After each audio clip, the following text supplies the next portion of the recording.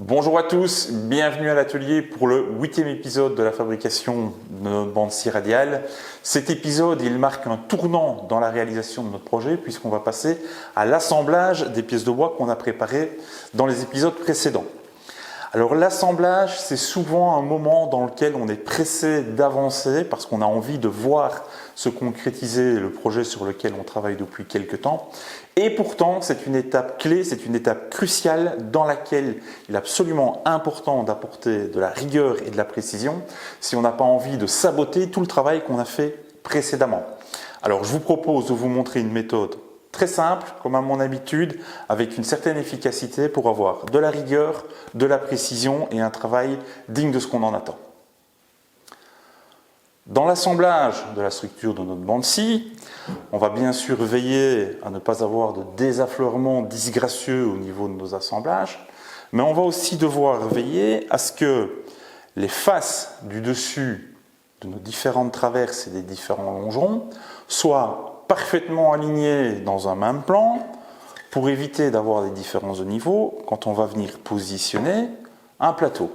Soit on positionnera ce plateau en appui sur les traverses, soit on viendra le mettre dans l'épaisseur.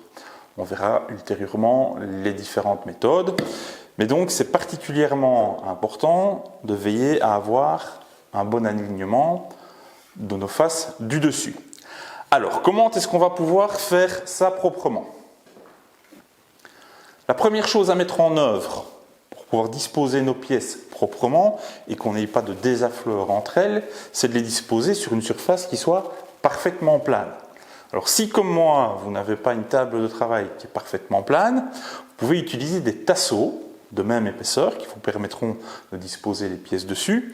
Moi ici en l'occurrence, j'ai utilisé les dormants de mes serre-joints dormants en bois, qui vont me permettre de disposer mes pièces, mais qui vont en plus me permettre de les immobiliser entre elles pour ne pas qu'elles bougent lorsque je vais les tirfonner. Dans le projet qui nous occupe, une des caractéristiques, c'est que nos petites traverses, elles sont du côté opposé à l'entaille de notre assemblage à mi-bois. Alors on pourrait très simplement venir prolonger le dessus de cette entaille d'un trait de crayon et venir faire coïncider l'arête du dessus de notre traverse avec notre trait de crayon. Cette méthode pourrait fonctionner, mais elle va se révéler assez fastidieuse dans le sens où on va devoir la répéter pour les 20 assemblages de notre projet et la précision qu'on va en obtenir sera de toute façon assez aléatoire. L'autre méthode que j'ai choisie, c'est de travailler avec des gabarits. Je vais utiliser une planchette que je vais venir fixer sur le bord de ma table. Cette planchette, elle me permettra déjà de venir appuyer mes deux pieds contre. Cette planchette, elle va matérialiser le niveau de sol de mon atelier. Alors, je vais simplement venir la disposer à sa place. Voilà. Remettre les vis aux bons endroits dans les trous et je la fixe.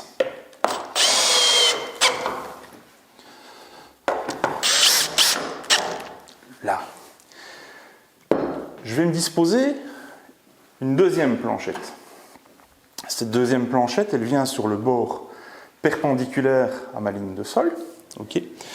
Et donc en venant disposer cette planchette ici, qu'est-ce que je vais faire ? Je vais me mettre une butée le long de laquelle je vais pouvoir disposer mon pied. Je vais donc avoir un pied qui sera posé sur mon gabarit, perpendiculaire à ma ligne de sol. Ça me permettra d'avoir mes petites traverses et mes deux pieds qui soient parallèles entre eux et d'avoir, simplement en disposant mes pieds sur le gabarit, déjà un cadre qui soit perpendiculaire.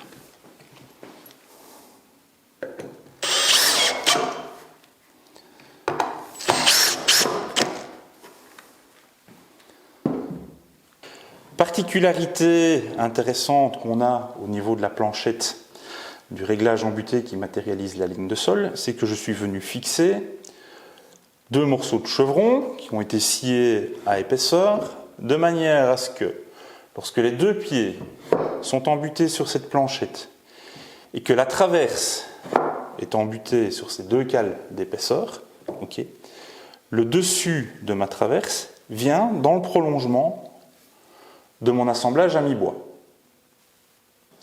En procédant de la sorte, eh bien, je dois simplement venir disposer mes pièces de bois à leur place dans mon gabarit.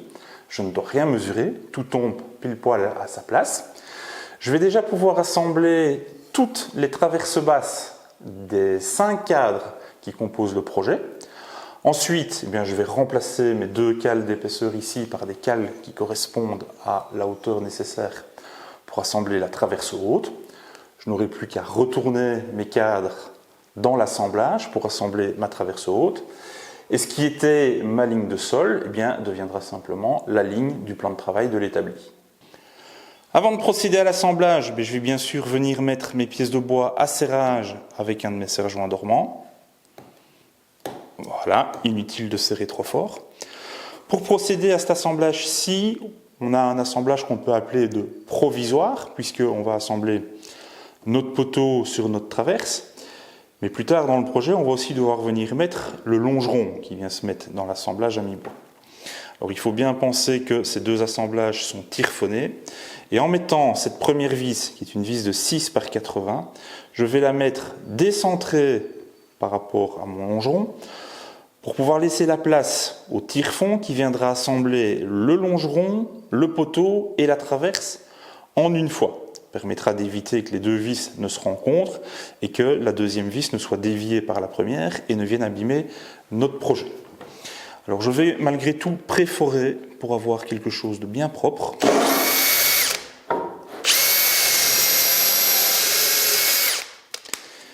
Et puis je vais passer au tire-phonage.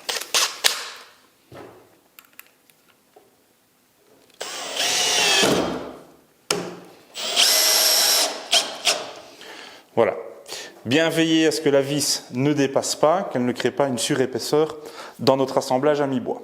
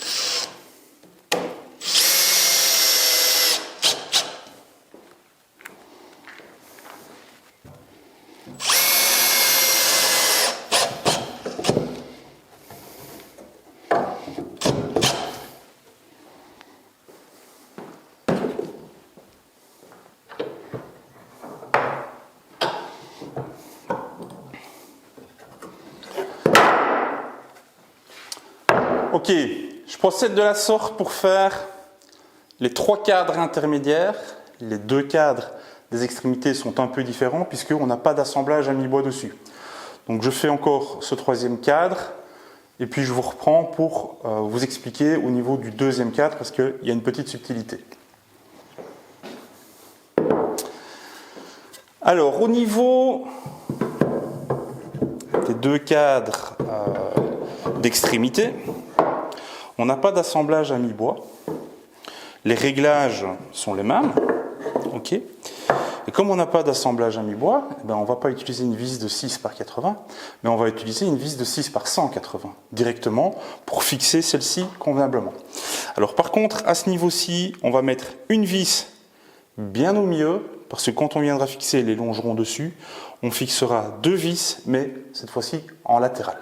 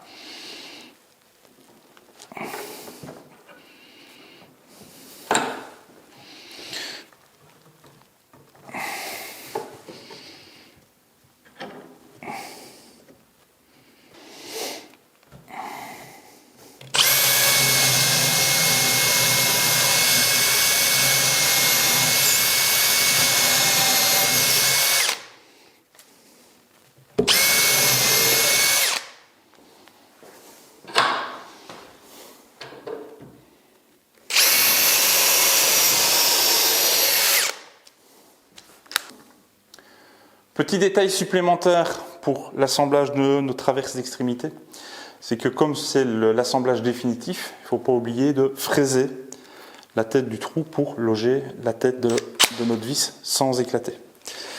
Allez, hop, on reperce. Et on usine, on fraise l'emplacement pour la tête de la vis.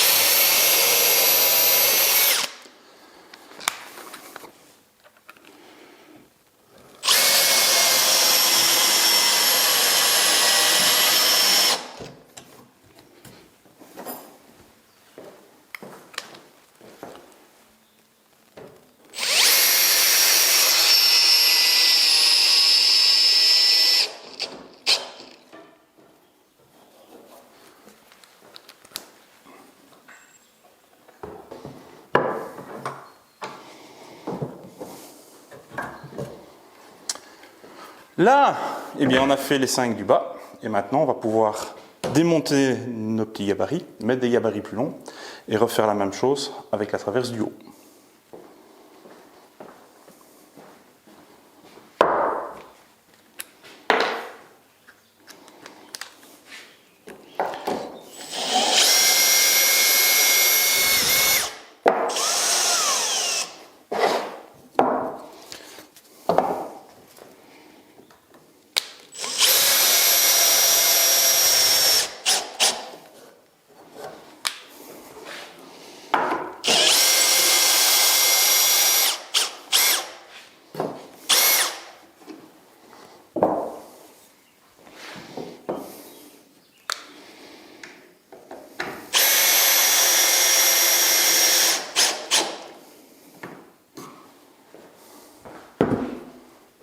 Là, et maintenant que ces gabarits sont en place, eh bien, il n'y a plus qu'à faire la même chose de l'autre côté.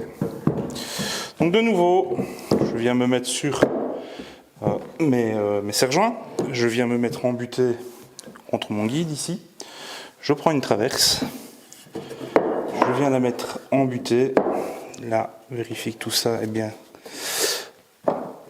affleurant, je serre mon serre-joint de ce côté-ci, tout ça est très bien, tout colle parfaitement et c'est parfait. On préperce et puis on peut visser.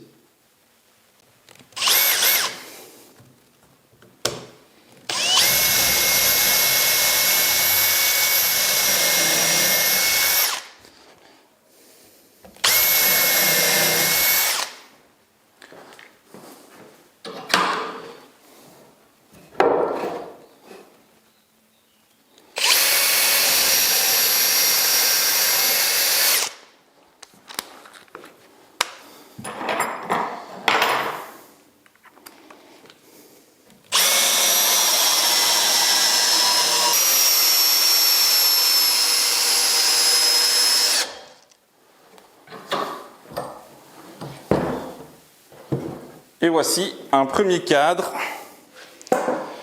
complet qui est prêt pour la suite du projet.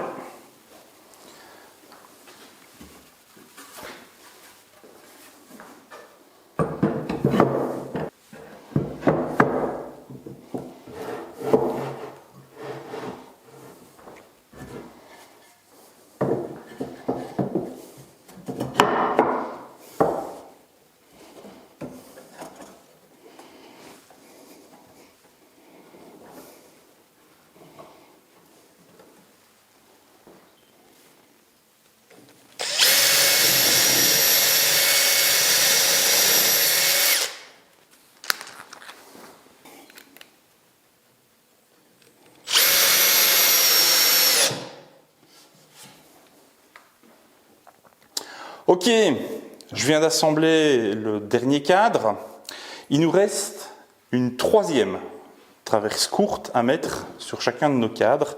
Cette traverse courte, c'est celle qui vient se mettre tout au-dessus de notre cadre, celle sur laquelle viendra se fixer le plan de travail de l'établi. Alors on va procéder exactement de la même façon.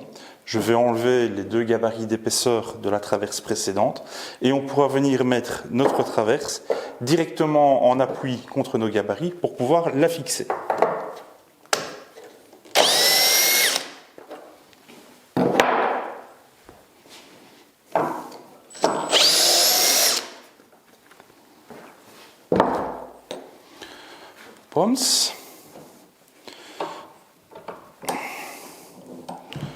Là.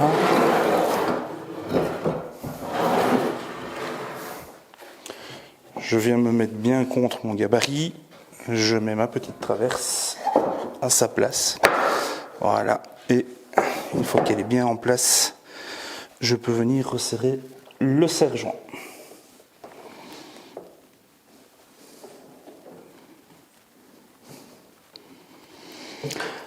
Alors, comme pour les 2 traverses d'extrémité, on est avec la fixation qui est définitive, on n'a pas d'assemblage à mi-bois, donc c'est une vis de 6 par 180. On va pré-percer en fraisant le logement pour la tête de la vis, et puis on va pouvoir passer à la fixation définitive de cette pièce.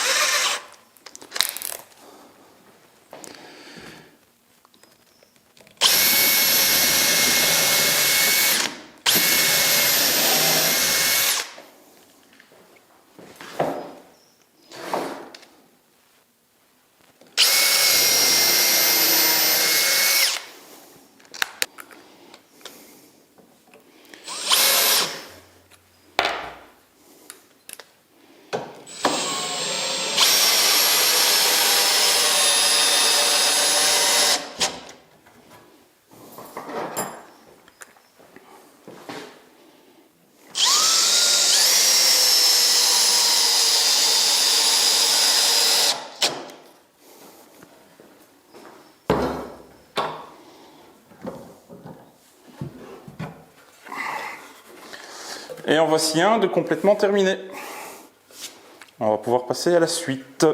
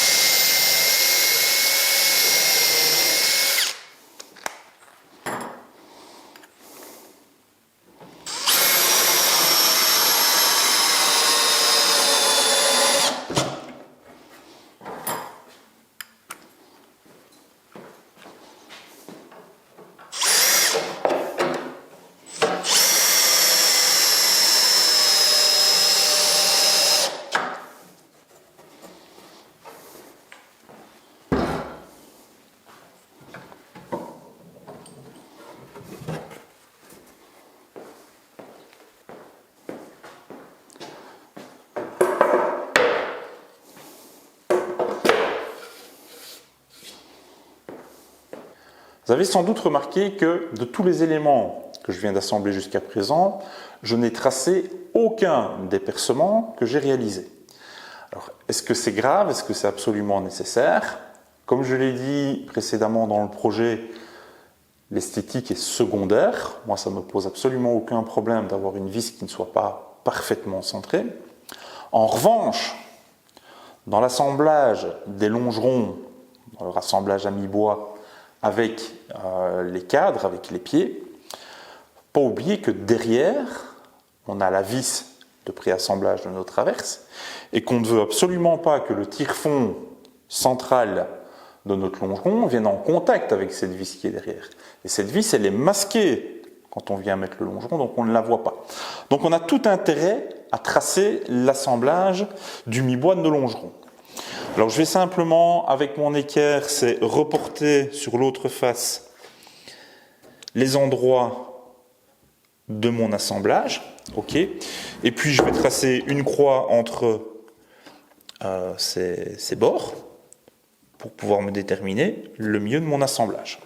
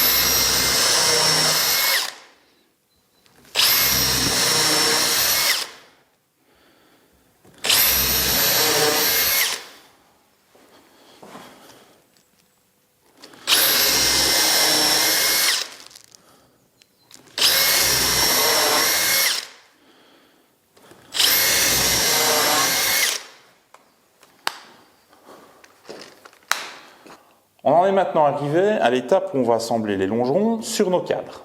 Alors vous vous rendez bien compte que emboîter notre assemblage à mi-bois et mettre un tire-fond, c'est quelque chose qui ne va pas être compliqué au stade où on est arrivé, que c'est quelque chose qui va se passer très vite. En revanche, assembler l'extrémité de notre longeron, où il n'y a pas d'assemblage, sur nos deux cadres d'extrémité, ça va être un petit peu plus délicat parce qu'il va falloir maintenir ces deux pièces parfaitement ensemble dans les 3 dimensions. On verra ça dans la vidéo suivante. D'ici là, portez-vous bien et je vous dis à ciao.